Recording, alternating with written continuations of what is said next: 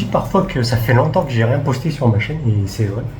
La raison pour ça, c'est que j'étais retourné en France et que j'avais pas d'inspiration, j'avais rien à raconter. Et je crois aussi que, comment dire, j'ai passé un nouveau cap dans ma vie, une nouvelle transition dans ma vie.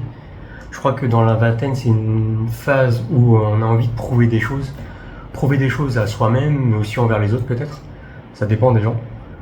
Et ouais, je crois que dans ma vingtaine, j'avais envie de prouver des choses déjà à moi-même déjà, prouver que j'étais capable de faire des choses, de raconter des choses, et aussi envers les autres en fait, de montrer que j'étais capable de faire des choses.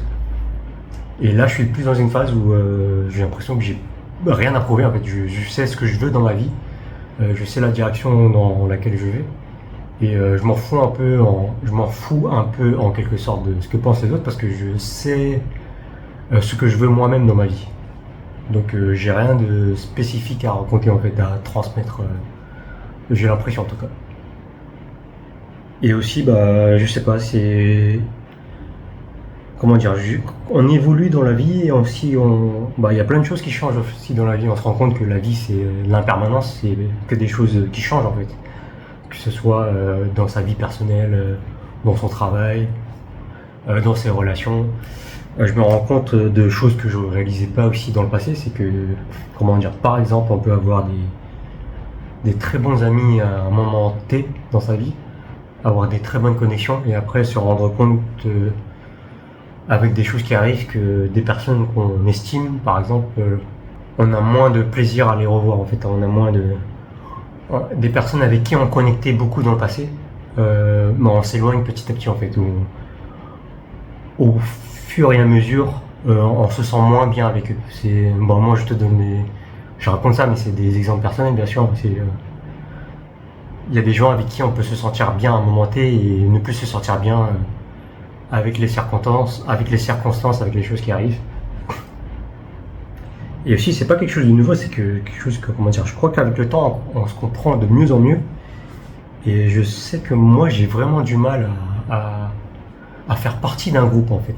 Ça peut paraître bizarre dit comme ça, hein, parce que on est des êtres sociaux, on est des animaux, on a besoin d'être en groupe, de socialiser, hein, bien sûr. Mais moi, j'ai vraiment du mal à être dans un groupe, en fait, dans un groupe de 4-5 personnes, j'ai vraiment du mal. Et je le remarque parce que dans ma vie, en fait, j'ai plusieurs fois, hein, bah déjà dans la scolarité, t'es dans des groupes. Moi, j'étais souvent très solitaire. Mais même après, comment dire, je rejoignais des petits groupes, même quand j'avais des petits groupes d'amis, ça durait souvent pas longtemps, en fait. Ça pouvait durer peut-être ouais, 1 an, 2 ans max, bon, des 6 mois parfois. Mais j'ai vraiment du mal à connecter dans des groupes en fait, parce que je trouve que la dynamique est très différente. Alors que les individus en eux-mêmes, je trouve que, comment dire, il y a plus d'authenticité quand on voit une personne à la fois. Et c'est ce que je préfère en fait. C'est ce que je préfère voir des amis seuls en fait, une personne à la fois. J'ai vraiment du mal à connecter avec des groupes. Bon, la vie c'est l'impermanence, mais il y a aussi du bon et du mauvais. Il y a aussi des très bonnes surprises qui arrivent dans la vie. YouTube, ça peut aussi permettre de faire des très bonnes rencontres, de superbes amitiés. Je me suis fait un très bon ami grâce à YouTube. Et je pense que ouais, partager, comment dire, ses impressions, ses réflexions comme ça, en live comme ça permet de connecter avec des gens qui pensent de la même manière. Et ça, c'est assez précieux. Bon, je sais pas si certains ont remarqué, mais je sais pas trop ce qui s'est passé. Il y a eu un bug dans le système. Je crois que ma chaîne maintenant ne s'appelle plus Alex Si pour certains, mais Alex in Thailand, Alex en Thaïlande. Sauf que moi, non, je suis pas en Thaïlande actuellement, enfin pas pour l'instant en tout cas. Là, je suis au Cambodge, ça fait presque un mois. Et ouais, j'ai pas envie de raconter ça spécifiquement en fait. Comment dire, je sais que je suis pas un vlogueur voyage, j'ai pas les compétences pour ça.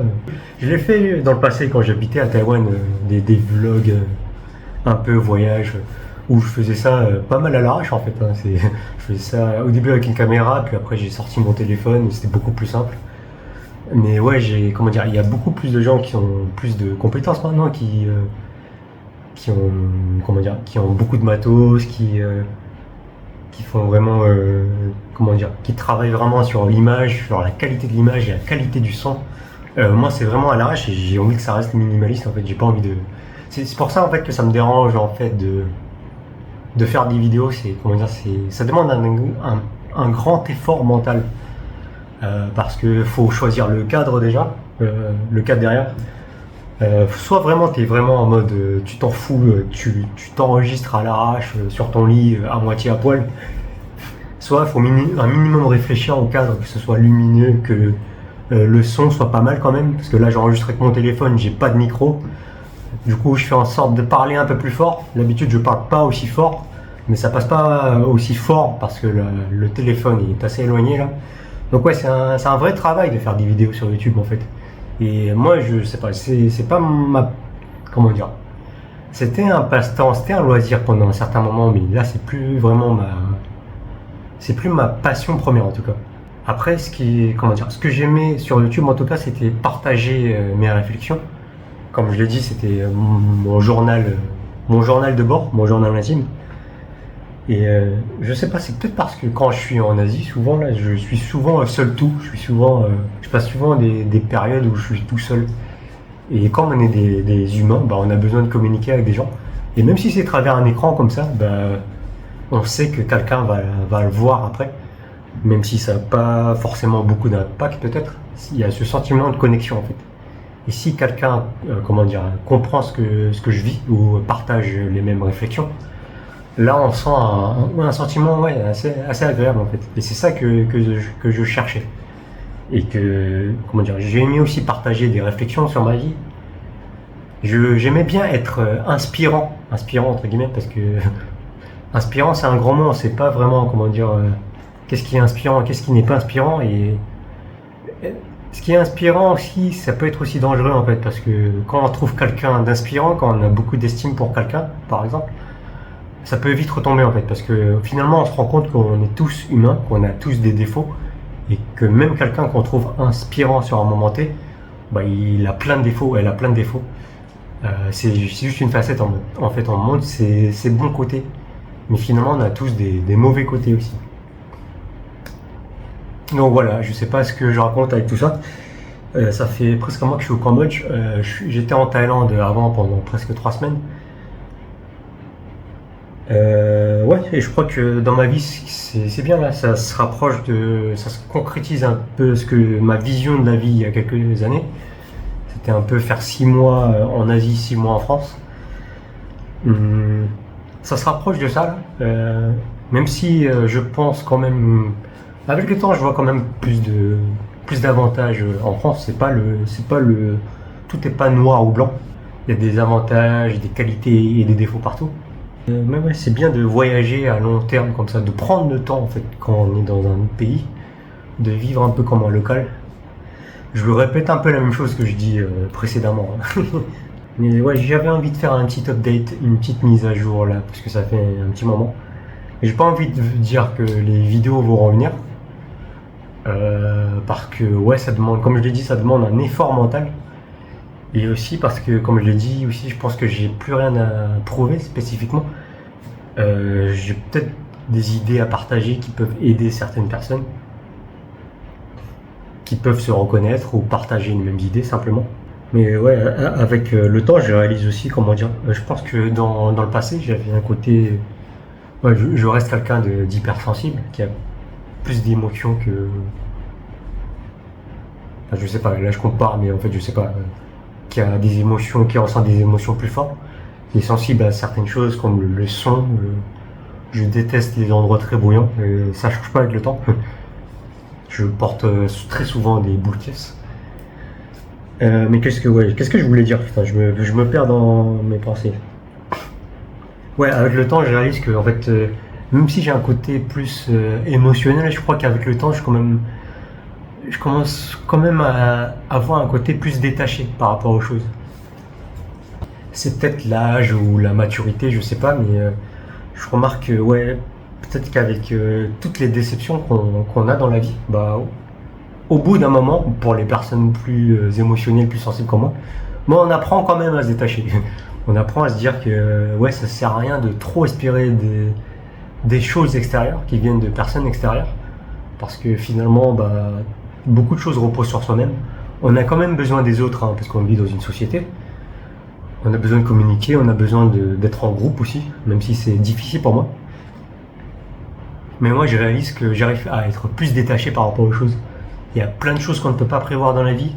C'est bien d'avoir des objectifs, d'avoir une direction, mais trop avoir d'espoir envers certaines choses, ça crée de la frustration. On est déjà suffisant à soi-même. Comme on me l'a dit récemment, et quelqu'un qui a dit des choses qui m'ont beaucoup inspiré, c'est qu'on est, comment dire, on est déjà des bols remplis, notre verre est déjà plein. Donc si on veut rajouter des choses, des personnes externes nous rajoutent des choses, c'est un surplus. Mais nous-mêmes, on est déjà complet nous-mêmes dans notre vie. On n'est pas en complet en fait. C'est un peu comme quand on cherche, je sais pas, un copain ou une copine en fait. Il y a des gens qui sont un peu désespérés en mode j'ai besoin de trouver quelqu'un qui va me compléter en fait. Alors que non, en fait, je crois qu'avec le temps, on apprend à être complet par soi-même. On apprend à être détaché et à être complet avec soi-même. Et paradoxalement, plus on est détaché par rapport aux choses, ça c'est, comment dire, tout le monde le dit, hein, c'est pas nouveau, hein, mais plus on avance dans le temps, plus on le réalise, plus on est détaché par rapport aux choses, plus on est attirant, plus les choses viennent à nous. Parce que je sais pas pourquoi, je sais pas si c'est les lois de l'univers ou quoi, mais ouais, moins on a envie de choses, plus les choses viennent à nous, paradoxalement. Peut-être parce qu'il y a un côté moins nécessiteux, et un côté moins le mec qui a trop besoin de choses, qui est trop en demande et qui est pas attirant en fait. Et ouais, plus on est détaché, moins on a d'attente, moins on a d'envie, et plus les choses viennent à nous un peu naturellement. Voilà. Je sais pas si c'est clair ce que je raconte. Des fois on raconte des choses un peu fouillis. Mais ouais, voilà. C'est tout pour. On sait jamais comment finir une vidéo aussi. Comment commencer une vidéo et comment finir une vidéo. Je commençais toujours par un salut, bonjour, ouais, et un prends soin de toi, à la prochaine. Mais ouais, voilà, c'est tout. Hein. Bah, prends soin de toi, coiffe-toi bien. Petite référence. Salut.